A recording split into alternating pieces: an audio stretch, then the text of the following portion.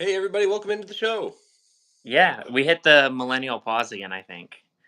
No, so I thought about that, and actually, I noticed the live kind of cuts off the first few seconds, so it helps us out. We seem younger than we are that way. Well, I always seem younger than I am because I have this youthful exuberance. But Yeah. How is your energy doing on that scale of 0 to 100? honestly, I'm gonna be real. It's been pretty low the last couple days. I'm sort of stuck in a rut where I know what I need to do to make this walk happen, and I just don't like it. It's like I call those speed bumps on stuff. Sometimes speed bumps are little, sometimes they're pretty big. Yeah, so like I'm teaching and I'm working Taco Bell, and I don't particularly love either. I'm doing the best I can at both. And it's 70 days until I leave. So and I'll work every day for the next 70 days. Wow, wow, that's not wow. That's pretty crazy. So I, I don't yeah. I was just talking to my therapist about it, how it's like trying to find meaning in patience and all that good stuff. But it's just like I wish it was June 19th already. Yeah, that's I think I remember learning in church it was something like never ask for patience because you're going to get a lots of like opportunities to practice it. You know what I mean? I always thought that's funny. Like, oh, let's practice on patience. Like, no, no, no. I know a lot of bad stuff's about to happen. Exactly. So 70 days, and so I guess like a day off is like when you only work one of your jobs. Like, oh, Saturday, yeah, it's like a day off. I only work one job. Yeah, so like I have 3 days off a week where I work one job. Okay. Actually, 4 Wednesday, Thursday, Saturday, Sunday. Saturday, Sunday, I work 10 hours, at Taco Bell. Wednesday, Thursday, I work 8 hours teaching. Okay.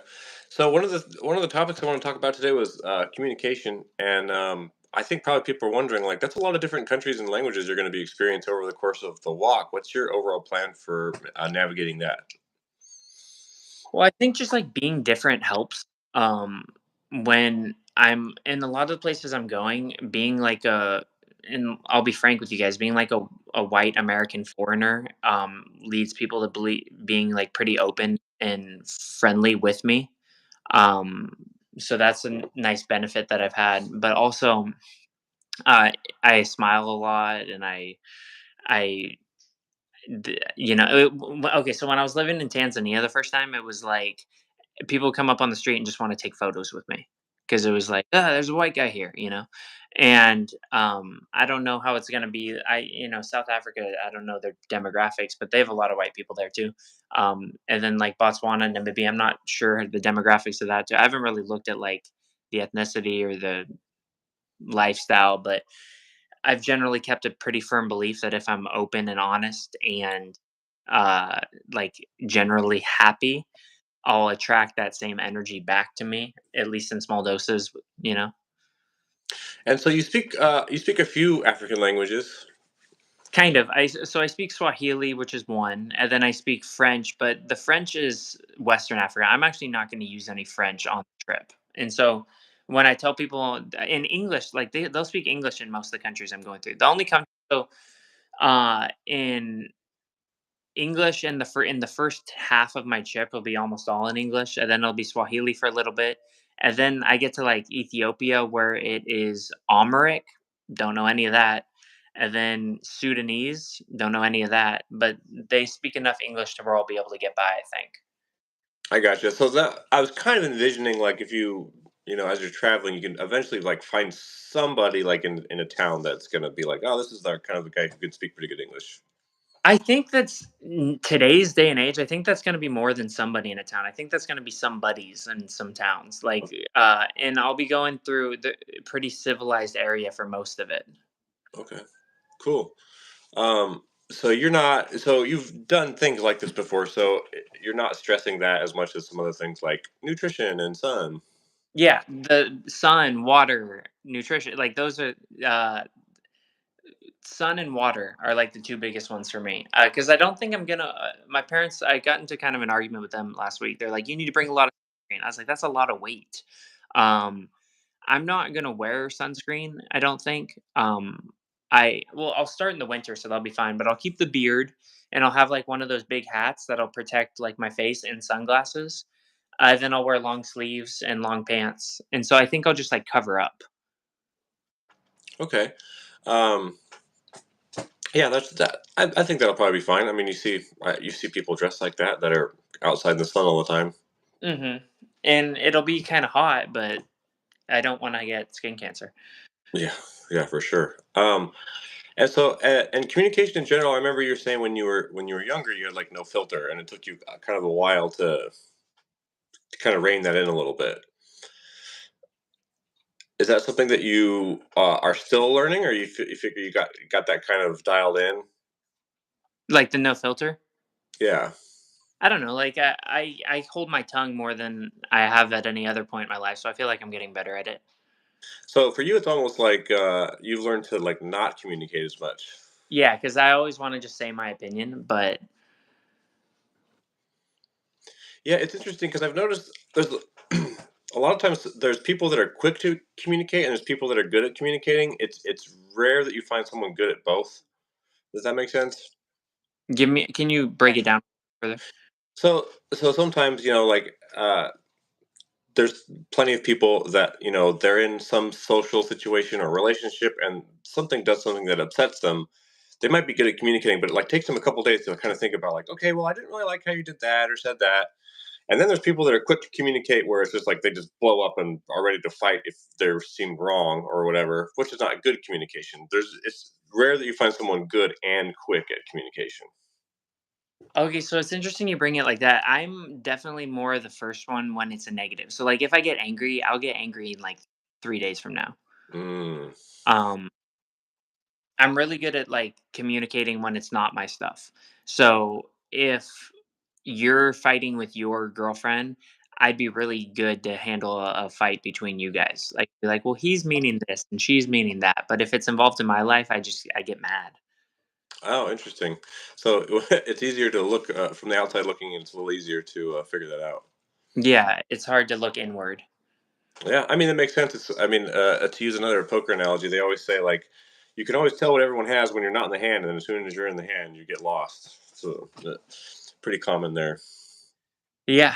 And so I don't know. That's been something that's like I just say that I'm on tape delay with my anger. Like I'll get something will trigger me and then sometimes I'll get mad like 6 months after the fact and it'll just be like I'll be and it'll be like 3 months after I've stopped talking to that person and I'll just be like, man, I wish I would have. Yeah. Now, does that happen? Like, does that happen? Like, you realize that someone said something rude later on, or you get those kind of spiraling thoughts, or like, what's kind of the what do you think the process on that tape delay is going on there?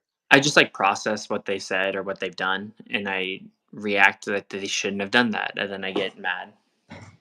Oh, well, interesting. That's I definitely think people are familiar with sometimes like delayed emotion feeling. It can be a weird thing. I think sometimes people that happens in grief too. Like someone dies and it takes a long time for that to kind of kick in. So it makes sense that you might feel like a emotion like later down the line than kind of in the moment. Yeah, if I feel happy about something though, it's instant. It's like, "Woo!"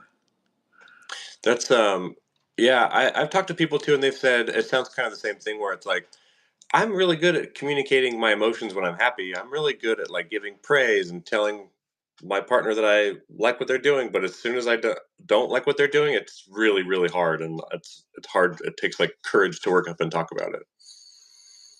Yeah, because you're off the boat, right? So it's um, like the last semi relationship that I was in, I liked her a lot, so I want to bring up the stuff she was doing, that would bother me. And now it's over and we don't talk anymore, and I'm like mad. I like wish I would have said more because now I'm just mad.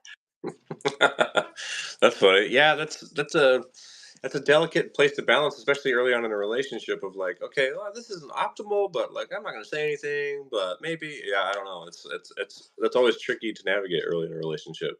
Yeah. But so you've gotten better at communicating or not communicating. Do you think that was just kind of like a trial and error thing of just like I'm interacting with people that didn't go well? Take two next time. I'll be ready. Yeah, exactly. I had a lot of especially in high school, I would just like say what was on my mind, and it led to me like not getting invited places. Um, and then were you like, I don't know, because I think everyone's got a different perception of like a. So would you be like consider yourself like an outsider in that time in high school? Not if you paid attention to the movie High School Musical, because I was the captain of the basketball team, and so they said that that should have made me super popular.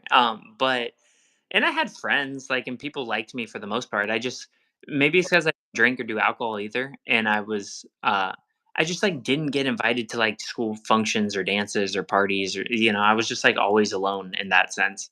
And like okay, so here's one that like fantasy football. Like all of my friends in high school did a fantasy football league, and they didn't invite me because they thought I would take it too seriously. And they're on like their 14th year, and I've never once been invited. And it like and honestly, it's like led to the kind of decay of our friendship to where not that I care about that now, but it just like I felt like they were like easily overlooking just hanging out with me. And so I don't feel that close to anyone in that group. Yeah, that's a pretty big slight, I would say, to have a fantasy football and like purposely not invite your friend. And, like, they would have people drop out every year, and, like, they'd invite, like, our friend's younger, like, 11-year-old brother in Oh, a friend's ex-girlfriend, just, like, people who wouldn't really participate, and they're like, "Well, I don't know if he'd be," and it's like, "I'll be fine." Also, like, screw you guys too, you know? wow, yeah. So so it sounds like you've kind of gotten dialed in because you're very personable. Everywhere you go, everyone likes you. So it sounds like you've you've gotten it figured out. Trial and error, baby. Trial and error. Yeah, I'm actually a big fan of the fake it till you make it. You know what I mean? But I've had some success with that. Yeah, so that's what I'm on right now. So you got 70 days left till the walk. How you feeling about the walk itself? I'm so ready for it. Like, I got a new pair of boots. My coworker got me sponsored me. He got me like a nice pair of hiking boots that are gonna last the whole trip. It was super nice of him. Shout out to Ed. And that stuff like that helps me get so excited. I got a couple more people sign up to my Patreon. We're at like $68 a month right now. The goal was to get up to about 100 before I left. And then, like I said, now it's all about just like making money and getting there. Sure. Yeah. Well, I'm super excited for you, and obviously not excited for this next stretch you gotta run through. We'll keep busy. We'll figure out the best way to get through. These talks kind of help because it helps me get like excited in the practicing. We may um transition to like Instagram live at some point if we don't get following on YouTube. Sure. Yeah, that's not a bad idea. Just play with stuff because we're getting like 12 listeners on YouTube. Okay.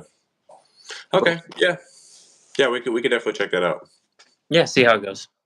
All right. Well, I'm gonna let you go, and we'll see everybody next week, probably on YouTube. And then if we pivot, we'll let everybody know. All right. Take care, everybody. Thanks for coming on, Cam.